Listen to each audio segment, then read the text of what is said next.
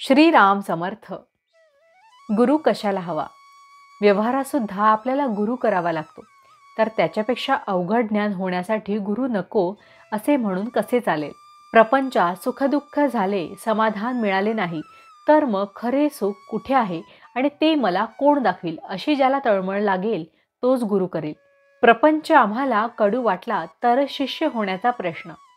शिकावे असे ज्याच्या मनात येते तो शिष्य, आणि जो शिकवतो तो गुरु.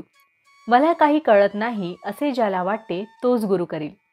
मी राम राम म्हणतो, वाईट मार्गाने जात नाही, मग गुरु कशाला हवा असे काही जण म्हणतात.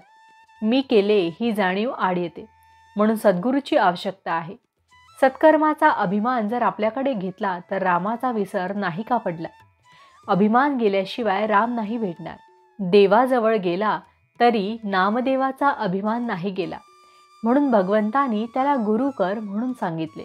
संतांच्या कृपेने दुखणे बरे झाले म्हणून त्याला मानणे हे खरे नव्हे. जो शिष्याला विषयात ओढील त्याला गुरु कसे म्हणावे?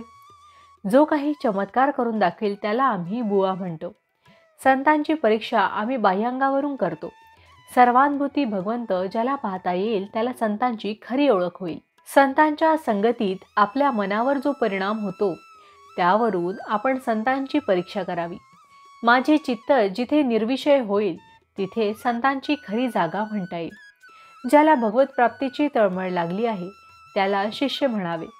जो गुरु आज्ञेबाहेर जात नाही आणि गुरु हेच भगवत प्राप्तीचे साधन मानतो तो सशिष्य होय.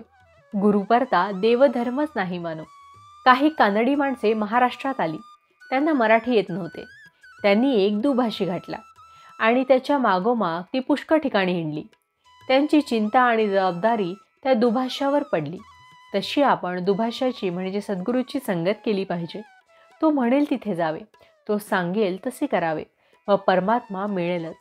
शास्त्रे आणि वेद अनंत आहेत, ते शिकायला आपल्याला वेळ कुठे आहे?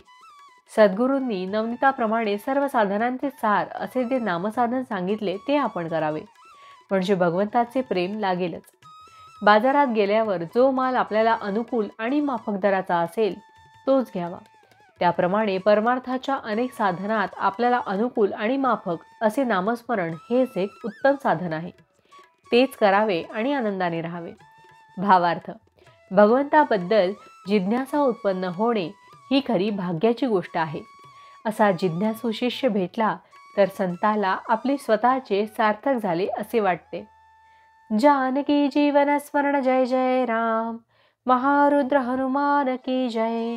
समर्थ रामदास स्वामी महाराज की जय. सब संतन की जय. श्री अनंत कोटि ब्रह्मांड नायक राजाधिराज सच्चिदानंद सद्गुरु श्री ब्रह्म चैतन्य महाराज की जय. जय जय रघुवीर समर्थ.